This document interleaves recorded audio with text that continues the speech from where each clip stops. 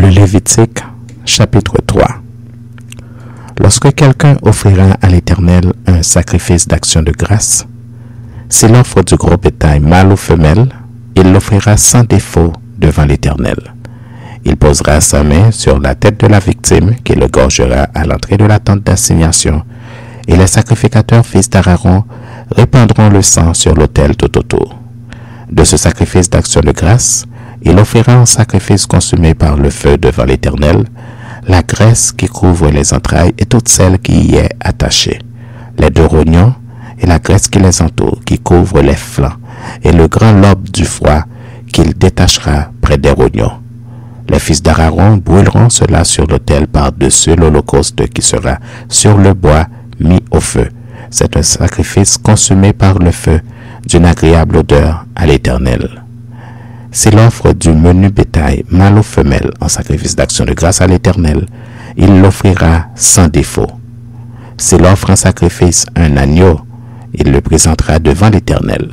Il posera sa main sur la tête de la victime, qu'il égorgera devant la tente d'assignation. Et les fils d'Aaron en répandront le sang sur l'autel tout autour. De ce sacrifice d'action de grâce, il offrira en sacrifice consumé par le feu devant l'Éternel la graisse, la queue entière qu'il séparera près de l'échine, la graisse qui couvre les entrailles et toute celle qui y est attachée, les deux rognons et la graisse qui les entoure, qui couvre les flancs, et le grand lobe du foie qu'il détachera près des rognons. Le sacrificateur brûlera cela sur l'autel. C'est l'aliment de sacrifice consumé par le feu devant l'Éternel. Si son offrande est une chèvre, il la présentera devant l'Éternel. Il posera sa main sur la tête de sa victime qu'il égorgera devant la tente d'assignation, et les fils d'Aaron en répandront le sang sur l'autel tout autour de la victime.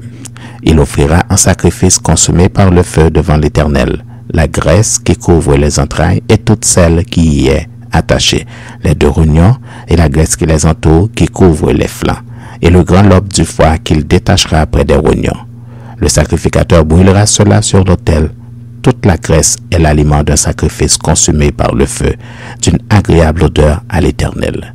C'est ici une loi perpétuelle pour vos descendants. Dans tous les lieux où vous habiterez, vous ne mangerez ni graisse, ni sang, ni